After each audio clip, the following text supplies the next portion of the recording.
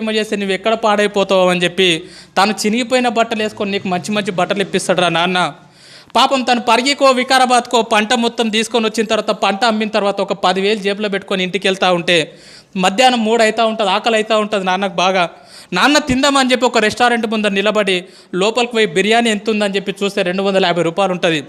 నాన్నకు ఆకలి అవుతూ ఉంటుంది, పేగులు మాడిపోతూ ఉంటాయి. అరే నేను ఈ పూట 250 రూపాయలు పెట్టి బిర్యానీ తింటే నా ఒక్కరి కడుపు నిడుతుంది, అదే ఇంటికి ఏమన్నా తీసుకుపోయినా అనుకో నా పిల్లలు కూడా హ్యాపీగా తింటారని చెప్పి తన కడుపు మార్చుకొని ఇంటికి మీ నాన్న వస్తాడు బాస్. రియల్గా మన నాన్న హీరో కదా. ఎన్నోసార్లు ఒక్కసారి ఇంటికి వెళ్ళిన తర్వాత నాన్న నీతో ఫ్రీగా ఉంటే అడగండి, నాన్న నీకు ఎన్ని కష్టాలు ఉన్నాయని చెప్పి పెద్ద చిట్టా చెప్తాడు బాస్. ఎన్నో అప్పులు ఉన్నాయి నాన్నకు, ఎన్నో ప్రాబ్లమ్స్ ఉన్నాయి నాన్నకు. అమ్మ మీరు ఆడపిల్లలాగా పుట్టినరు, రియల్గా మీ అమ్మ నాన్నకు సెల్యూట్, మిమ్మల్ని చదివిపిస్తున్నారు. రియల్గా సెల్యూట్ వాళ్ళకి. ఎందుకంటే ఆడపిల్ల పుట్టిందని చెప్పి చాలామంది బాధపడుతూ ఉన్నారు. ఆడపిల్ల పుట్టినా సరే చదివిస్తున్నారు, రేపు పొద్దున నీ పెళ్ళి ఎట్లా చేయాలని చెప్పి ఇప్పటి నుంచి ఆలోచిస్తారమ్మ. పాపము నా కూతురికి ఎలాంటి భర్తను తీసుకురావాలి, ఎంత కట్నం ఇవ్వాలి, ఎంత బంగారం పోగు చేయాలని చెప్పి పాపం నాన్న పిచ్చోన్లాగా బయట నీ కోసం కష్టపడుతున్నాడు రా. ఈరోజు హ్యాపీగా ఇక్కడ నవ్వుకుంటూ కూర్చున్నావు కదా, ఇంటికి వెళ్తే నాన్నని ముఖం మీద తిడుతున్నావు కదా, పెద్దగా అయిపోయినావు అని చెప్పి 10th క్లాస్కి వచ్చినావు అని చెప్పి. కానీ ఈ టైం మీ నాన్న గురించి ఆలోచన చేయి. ఎక్కడనో చైన్లో పని చేస్తున్నాడు పాపం, కూలి పని చేస్తున్నాడు పాపం, ఆటో నడిపిస్తున్నాడు పాపం. 365 రోజులు నీ కోసం పని చేసేటటువంటి కష్టపడేటటువంటి పిచ్చోడురా మీ నాన్న. మరి ఇంకో దేవత గురించి చెప్పున్నా, నిజంగా భగవంతుడు అనేవాడు ఉన్నాడో లేడో నాకైతే తెలియదు, కానీ 9 నెలలు మోసింది బాస్ అమ్మ మనని. కానీ ఇంటికి పోతే అమ్మకు మనం ఏమి ఇస్తున్నాం తెలుసా? నీకేం తెలియదు ఊకో, మాట్లాడక ఎక్కువ మాట్లాడక, నీకేం తెలుసు స్కూల్ గురించి, నీకేం తెలియదు ఊకో అని చెప్పి అమ్మని చీటికి మాటికి తిడుతున్నాం. రియల్గా గుండె మీద చేసుకొని చెప్పండి, అమ్మతో ప్రేమగా మాట్లాడి ఎన్ని రోజులు అయింది. చాలామంది పిల్లల్ని చూస్తూ ఉంటా నేను, వాళ్ళ అమ్మ నాన్న చనిపోయినప్పుడు ఎవరి జీవితంలో ఇది జరగొద్దా నేను అనుకుంటున్నా, కానీ ఖచ్చితంగా ఏదో ఒక రోజు మన అమ్మ మన నాన్న మనల్ని వదిలేసి వెళ్ళిపోతారా.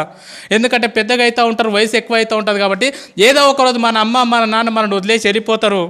అమ్మ నాన్న లేని వాళ్ళని అడగండి, వాళ్ళ విలువ ఏందో చెప్తారు.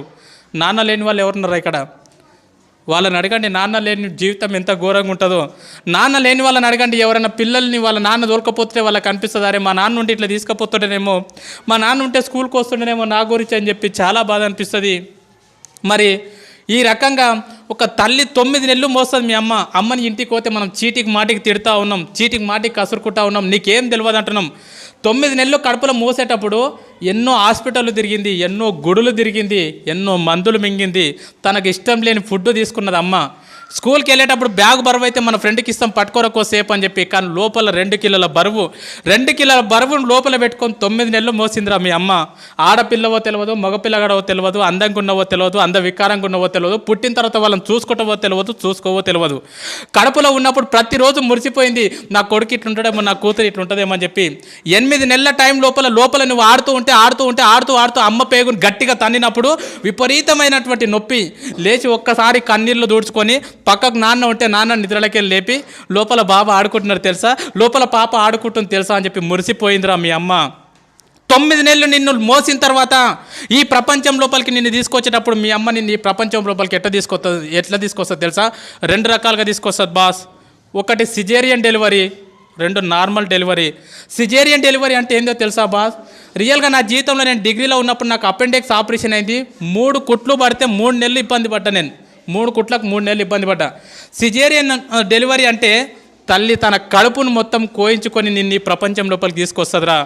డాక్టర్ అంటాడు, అమ్మ నీ కడుపు మొత్తం కోసి బిడ్డను బయటికి తీయాలంటే ఇప్పటి వరకు ఏ తల్లి కూడా నాకేం కావద్దు అని చెప్పి ఏ తల్లి చెప్పలే. డాక్టర్ ఏమైనా పర్లేదు, కడుపులో ఉన్న బిడ్డకి ఏం కావద్దు డాక్టర్ అని చెప్పినటువంటి గొప్ప దేవతరా మీ అమ్మ. ఆ రకంగా నీకు సిజేరియన్ డెలివరీ ద్వారా నీకు జన్మనిచ్చింది మీ అమ్మ. సిజేరియన్ డెలివరీ కాకుండా నార్మల్ డెలివరీ, మ్యాక్సిమం మీ తల్లులు నీకు ఎక్కువ నార్మల్ డెలివరీ ఇచ్చింటారు. నార్మల్ డెలివరీ అంటే ఏం తెలుసా? ఒక్కసారి ప్లీజ్ అందరు ఇట్లా గిల్లుకోండి, ఒక్కసారి ప్లీజ్ గిల్లుకోండి అందరు, ఒకసారి కంపల్సరీ గిల్లుకోవాలి అందరు. గిల్లుకున్నారా? ఇప్పుడు గిల్లుకుంటే మీకు ఒక నొప్పి వచ్చింది కదా, పెయిన్. ఆ పెయిన్ని దేంట్లో కొలుస్తారంటే డెల్స్లో కొలుస్తారు. ఇప్పుడు నీకు అయినటువంటి పెయిన్ ఎంత అంటే 0.01 డెల్. 0.01 డెల్కి అబ్బా అంటున్నావు. నేను వచ్చి నీకు గట్టిగా తొడపాశం పెడితే అది ఎంత ఉంటుంది అంటే 0.1 డెల్ ఉంటుంది. 0.1 డెల్కే తల్లడిల్లిపోతున్నావు అబ్బా అంటున్నావు. కానీ 9 నెలలు నిన్ను మోసి నిన్ను ఈ ప్రపంచం లోపలికి తీసుకొచ్చేటప్పుడు మీ అమ్మ ఎంత నొప్పి భరిస్తుంది తెలుసా బాస్? 57 డేస్ నొప్పిని భరిస్తుందిరా. 57 డేస్ నొప్పిని భరిస్తుంది బాస్. 57 డేస్ నొప్పి అంటే ఎంతో నీకు అర్థం కాదు. 20 సుత్తెలు తీసుకొని ఒక్కసారి వెన్నెముక మీద ధన ధన ధన కొడితే ఎంత నొప్పి అంత నొప్పిని భరించింది అమ్మ.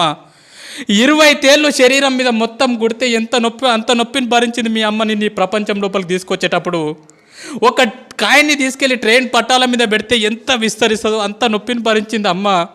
అంత నొప్పిని భరించి 9 నెలల తర్వాత అరుపుల మధ్యలో కేకల మధ్యలో మొత్తం నేలకేసి కొట్టుకున్నది, గింజుకున్నది, గొంతు పోయేటట్లు అరిచింది.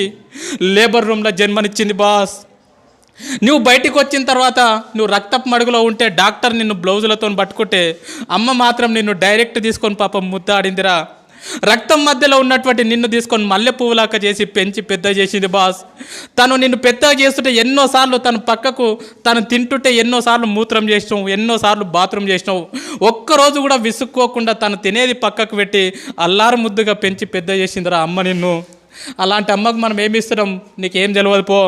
సపోర్ట్ చేయకుండా ఉండు. నువ్వు ఎక్కువ తక్కువ మాట్లాడకు. నువ్వు నీ బెస్ట్ ఫ్రెండ్ని ఒక మాటను వాడు రేపటి నుంచి నీతో మాట్లాడతాడు. మన బెస్ట్ ఫ్రెండ్ని ఒక మాట అంటే వాడు రేపటి నుంచి మనతో మాట్లాడాడు. మరి అమ్మని రోజు అన్ని మాటలు అంటున్నా కూడా ఎట్లా భరిస్తుంది ఒకసారి ఆలోచన చేయండి. ఎన్ని మాటలు అన్నా కూడా, నువ్వు ఎన్ని బాధలు పెట్టినా కూడా ఈ ప్రపంచం లోపల మళ్ళీ నిన్ను అంతే ప్రేమగా చూసే దేవత ఎవరంటే మీ అమ్మనే బాస్. మీ అమ్మనే బాస్. ఎందుకంటే చాలామంది పిల్లల్ని బయట నేను చూస్తూ ఉన్నా, అమ్మ నాన్న ఉన్నప్పుడు వాళ్ళని పట్టించుకోరు. వాళ్ళు చచ్చిపోయిన తర్వాత ఇక తీసుకుపోయేటప్పుడు అక్కడ పాతి పెట్టేటప్పుడు వాళ్ళ కాళ్ళని పాలతో కడుక్కుంటా, నెయ్యితో కడుక్కుంటా, నీళ్ళతో కడుక్కుంటా, అమ్మ నువ్వు అంటే నాకు ఇష్టం అమ్మ, ఐ లవ్ యూ అమ్మ, ఐ లవ్ యూ నాన్న అని చెప్పి వాళ్ళు చచ్చిపోయిన తర్వాత గొంతు చించుకొని అరుస్తూ ఉంటారు, నువ్వు అంటే నాకు ఇష్టం అమ్మ అని చెప్పి. వాళ్ళు చచ్చిపోయిన తర్వాత నువ్వు చూస్తే నువ్వు ఏడిస్తే వాళ్ళకి తెలుస్తుందా?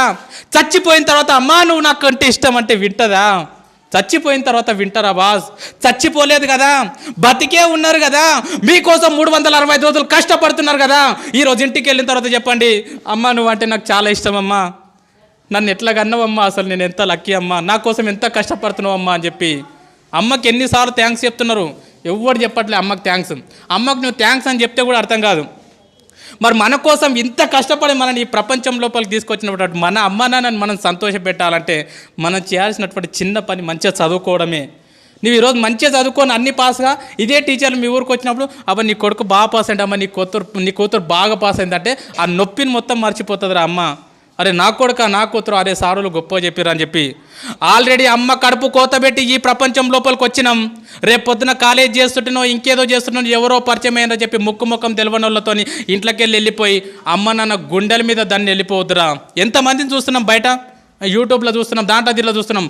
ఎవరో ముఖం తెలియనోడు పరిచయం అయితే 2 సంవత్సరాల పరిచయానికి అమ్మ నాన్నని కాదంటున్నారు. వద్దుపో మీరు వద్దు నాకు వీడే కావాలి.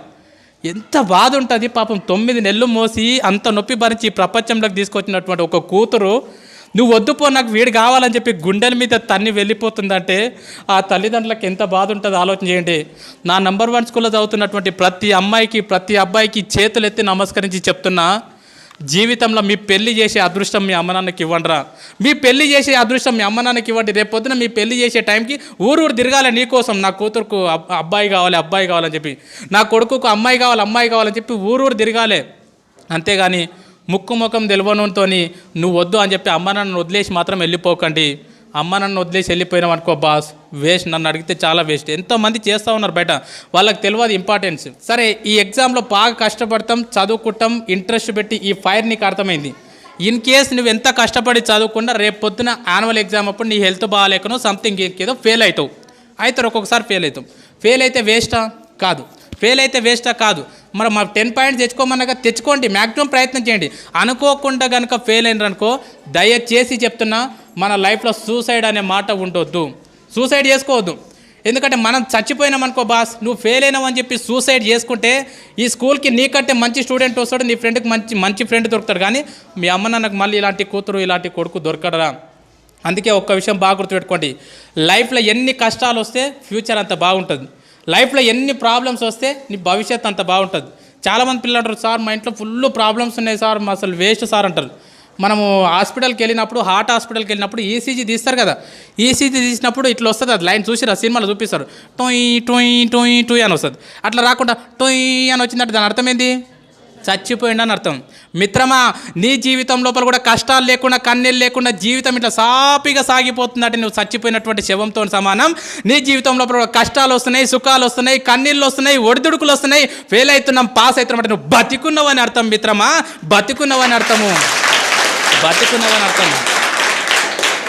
స్వామి వివేకానంద అంటాడు, కెరటాలు నాకు ఆదర్శం, పైకి లేస్తున్నందుకు కాదు, కింద పడ్డ ప్రతిసారి పైకి లేస్తున్నందుకు. ఎన్నిసార్లు ఫెయిల్ అవుతున్నాం అనేది ఇంపార్టెంట్ కాదు, ఫెయిల్ అయిన ప్రతిసారి మళ్ళీ పాస్ కావడానికి ప్రయత్నం చేస్తున్నామా లేదా అనేది ఇంపార్టెంట్. 10 సార్లు ఫెయిల్ అయినా సరే 11వ ప్రయత్నం చేయండి, అదే నిజమైనటువంటి చదువు. నన్ను అడిగితే ఫెయిల్ అయితే బాధపడొద్దు, సబ్జెక్ట్ పోతే బాధపడొద్దు, ఎందుకంటే జీవితం అనేది చాలా నేర్పుతుంది. అడగండి మీ టీచర్లను, ఎప్పుడన్నా ఫ్రీగా ఉన్నప్పుడు, సార్ మీరు ఎప్పుడన్నా ఫెయిల్ అయినరా? ఖచ్చితంగా ఏన్నో ఒక దగ్గర ఫెయిల్ అయినామని చెప్తారు వాళ్ళు, ఖచ్చితంగా ఫెయిల్ అయినరు. సపోజ్ ఫర్ ఎగ్జాంపుల్ చూడండి, 10th క్లాస్ ఫెయిల్ కాలే పోయినావు, ఇంకో విషయం చెప్తాం, పాస్ అయినోడు ఒకటేసారి రాస్తాడు ఎగ్జామ్, ఫెయిల్ అయినోడికి 2 సార్లు ఛాన్స్ ఉంటుంది రాసేది, అవునా కదా? సో 10th క్లాస్ ఫెయిల్ అయినావు, హ్యాపీగా వెళ్ళిపోయినావు, ఇంటర్మీడియట్ మంచిగా నడిచిపోయింది, డిగ్రీ మంచిగా నడిచిపోయింది, ఇంకేదో నడిచిపోయింది, నీ జీవితంలో ఎక్కడ ఫెయిల్యూర్ లేకుండా ఇట్లా జీవితం సాఫీగా సాగిపోతుంది. రేపు పొద్దున జాబ్ చేసేటప్పుడు నీకు ఫెయిల్యూర్ వచ్చింది అనుకో, ఖచ్చితంగా హార్ట్ అటాక్ వచ్చి స్పాట్లో చచ్చిపోతావు. ఎందుకంటే నీకు ఫెయిల్యూర్ అంటే తెలియదు, ఓటమి అంటే తెలియదు. అందుకే నేనేం చెప్తానంటే చాలామంది పిల్లలకు ఆటలు ఆడమని చెప్తాం. ఆటలు ఆడడం అనేది ప్రైవేట్ స్కూల్లో ఏడుంటుంది మిత్రమా, ఇలాంటి గవర్నమెంట్ స్కూళ్ళలో మాత్రం ఉంటుంది. ఏ స్కూల్కు గ్రౌండ్ ఉన్నా చూడండి, ఏ స్కూల్కు గ్రౌండ్ లేకుంటుంది. ఆటలు ఆడితే ఏమవుతుందంటే, మనం కబడ్డీ ఆడినాం అనుకో, ఓడిపోతే ఏమంటాం, అరే మళ్ళీ ఆడదాంరా, మళ్ళీ ఆడదామారా, ఓయ్ మళ్ళీ ఆడదామా, ఎంత స్పిరిట్ ఉంటుంది తెలుసా. క్రికెట్ ఓడిపోయినాం అనుకో, అరే రేపు మళ్ళీ బెట్టు కట్టుకుందాంరా, ఎన్నిసార్లు ఓడిపోయినా మళ్ళీ ఏమంటున్నావు, అరే ఇంకోసారి ఆడదాంరా అంటున్నావు. ఆటలు నీ జీవితానికి అవి నేర్పుతాయి. ఎన్నిసార్లు ఫెయిల్ అయినా సరే మిత్రమా, బాధపడకు, కన్నీళ్లు పెట్టుకోకు, మళ్ళీ లేచి ప్రయత్నం కొనసాగించు. నా దృష్టిలో ఫెయిల్ అయితే ఫెయిల్ అయినట్లు కాదు, ఫెయిల్ అయిన తర్వాత పాస్ కావడానికి ప్రయత్నం చేయకపోతే నువ్వు ఫెయిల్ అయినట్లు.